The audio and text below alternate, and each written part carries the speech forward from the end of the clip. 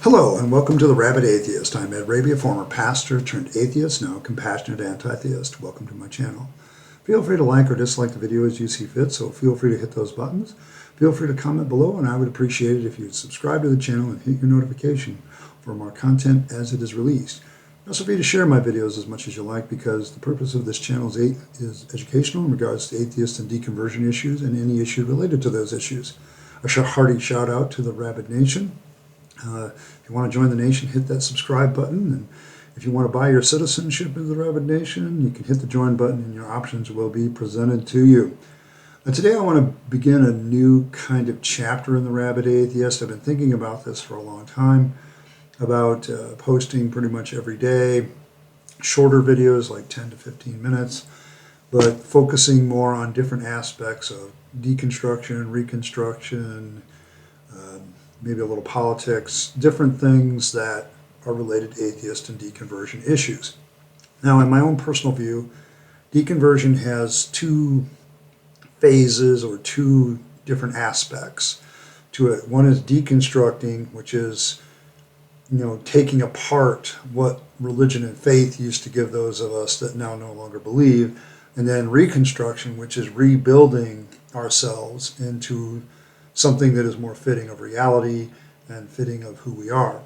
Okay, so, and those kind of go hand in hand. Sometimes you spend a lot of time deconstructing, other times you spend a lot of time reconstructing. Sometimes you do a little bit of both, and it kind of goes back and forth depending on the situation.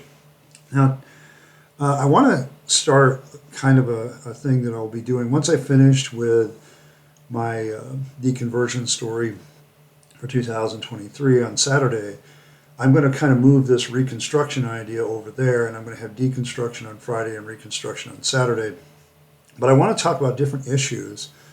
Like, I was in religion for a long time, and there's a lot of religious practice, a lot of religious ideas that kept me in the faith, and I consider faith to be auto-deceptive. It's by its nature causes you to believe and act on something for which you have no evidence. To me, faith is not a virtue anymore, but back then I thought it was. And there's certain behaviors, certain things we did in church that when you flip them, okay, when you're deconstructing from them and then reconstructing to the other, is there any way to do that in such a way that feels a little bit more comfortable? And I want to use an example of prayer, because I think prayer is a good example, because all of us kind of get what prayer is, or what it used to be to us. And now, what do we do to deconstruct from that and then reconstruct something a little bit more positive? And I was talking with my therapist, and we kind of came up with the idea that, I bounced this off of her, that prayer very much is this self-talk. It's because when I look back at prayer, basically I'm not talking to this imaginary friend I thought I had. I was just basically talking to myself. Is there any positive aspects to self-talk? Well, of course there are. And that's why I think prayer for some people, quote unquote, works, in the sense that it keeps them on balance and keeps them feeling good about their faith. Okay, well, as we've deconstructed, we no longer believe. And so prayer is like basically talking to ourselves. Can we shift that so that it's something more positive and something more in the realm of reality? Because that's where we want to get to. I want to, in my reconstruction, get to a place where I'm believing more true things and acting on more true things, and pushing away the false things of religion and acting more against those things, or at least not giving them any credence. If we go back and we look at our prayer life, and I think, we could look at the Lord's Prayer, Our Father who art in heaven, we're acknowledging our imaginary friend. Hallowed be thy name. We're worshiping our imaginary friend. Thy will be done on earth as it is in heaven. We're trying to say God's kingdom needs to go forward at the expense of our own. Give us this day our daily bread. Asking God for basic provision. Then you go into forgive us our debts as we forgive our debtors. Please forgive us and we'll forgive everybody else. Lead us not into temptation, but deliver us from evil. For thine is the kingdom, the power, and the glory forever. So, we don't want to have anything mishappen to us.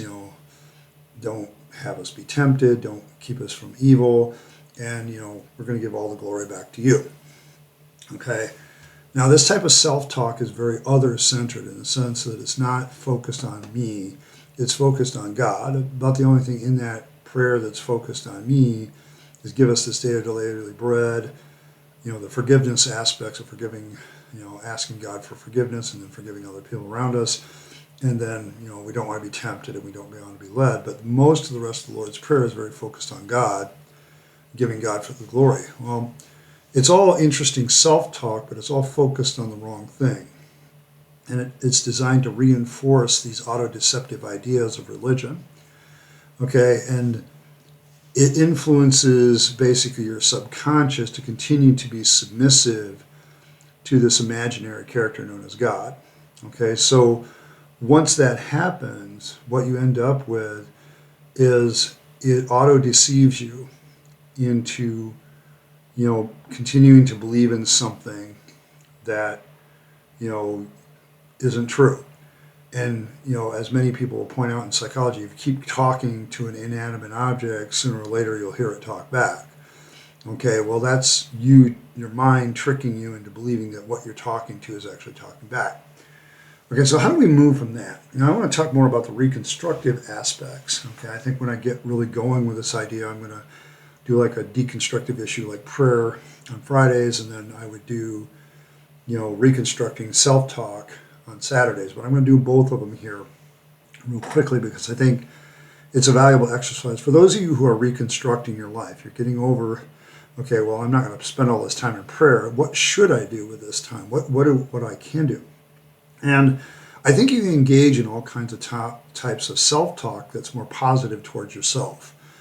You're not turning yourself into a deity or anything like that. So before the theists jump in the comments section and say, see, you guys are worshiping yourself. No, I'm not praying to myself. Okay, I'm not, we're setting aside prayer. Prayer is one thing. It has elements of self-talk in it. It's a kind of form of self-talk. But we're talking about self-talk here.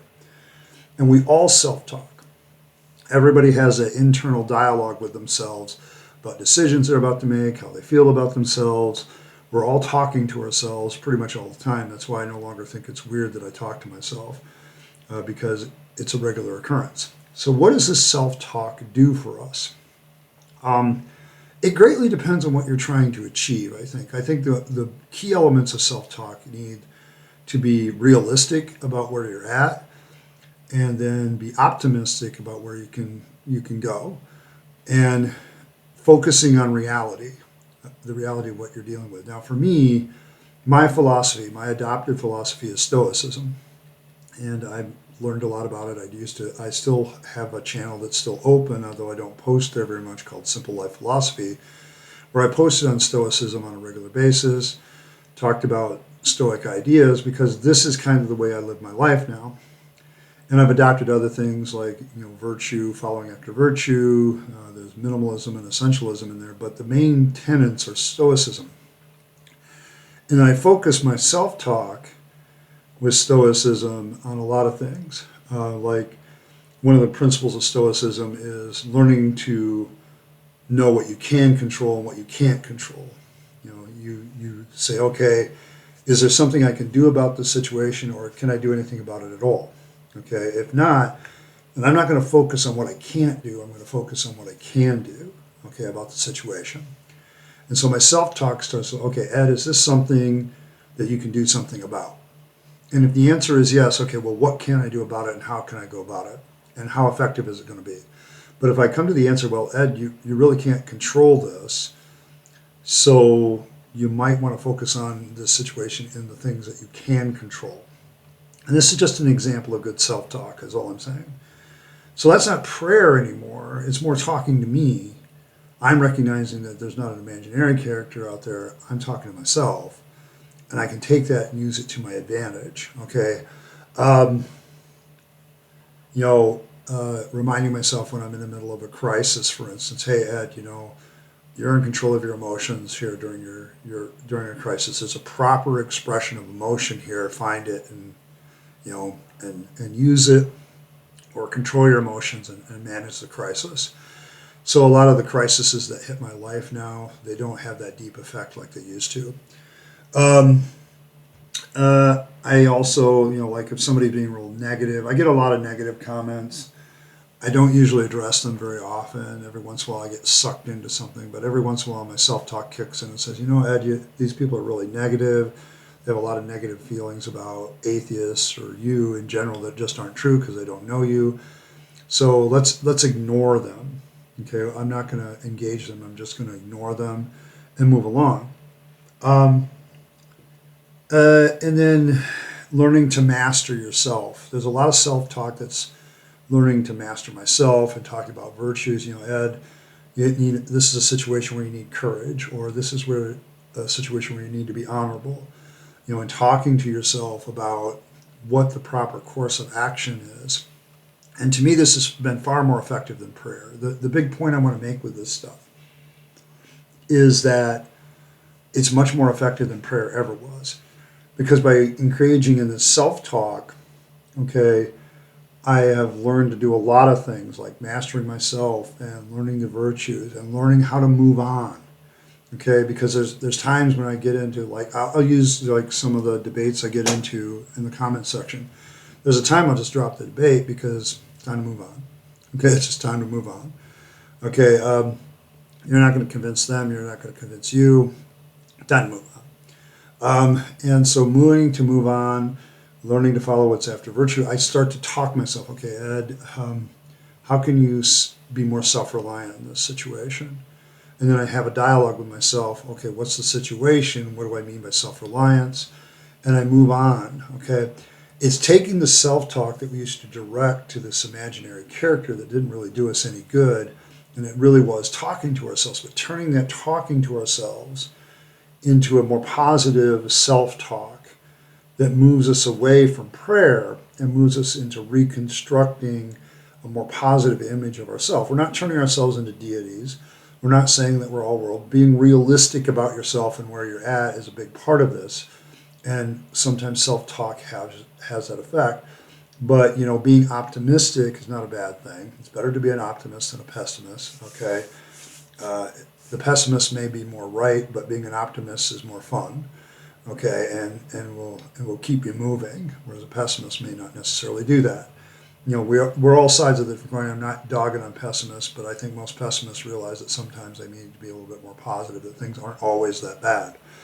And so you have to kind of readjust your self-talk. A lot of my negativity about myself came from my prayer life, about how I was always asking God for forgiveness. I was always asking God, man, I just don't have it. You need to provide for me today. And now it's more like, Ed, this, your resources need to improve. You need to do this, this, and this. And I start talking to myself and start engaging myself a little bit more along the lines of, self-improvement, mastering who I am, following after the virtues. Am I working hard like I should be? Am I showing proper hospitality? Am I being honorable? Am I being faithful in my relationships? Okay, am I being truthful?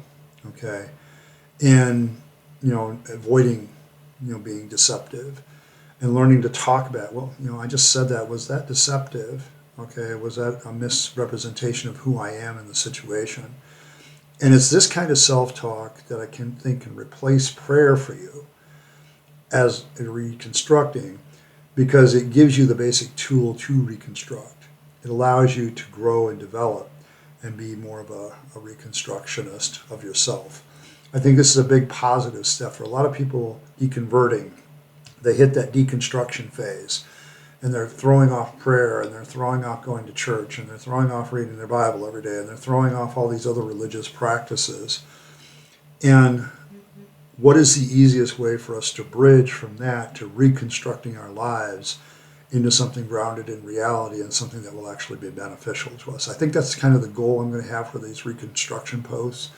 And the deconstruction ones, I'm going to be talking more about getting over the negativity. Reconstruction, engaging more positivity about ourselves. Once I'm finished with my, my deconversion story, at least, that's where I'm going to head with this kind of talking. But I think it's important to talk about, and I do want to start talking about issues every day. So it's good for me to be real disciplined about this. The more I make things into a routine, the better they are. So thank you for your patience. I know I've made a lot of changes over the last few days, so appreciate that. Appreciate everybody who's stopping by and saying hello and liking and sharing and commenting and doing the things that you do. I appreciate every single bit of it. It's all done to please the only gods that I can see that truly exist, and that's the algorithm gods of YouTube. So thank you very much for doing all the things you do that help this channel get noticed. I am very humbled by some of the success I've had of late. Did not expect it, but it's wonderful and glorious to have, and I give all the credit to the people that actually did something, which is you. Just one more reminder, go out, live your own life, live your best life, work to being happy. You only get one go around and then it's over. And so your life is very precious, what little you have of it. So go forward, do the things you do. Don't waste your opportunities, your money, your time, or your talent on the trappings of religion, because that's a dead end. And I speak from experience. Thank you once again for stopping by, and I'll catch you next time.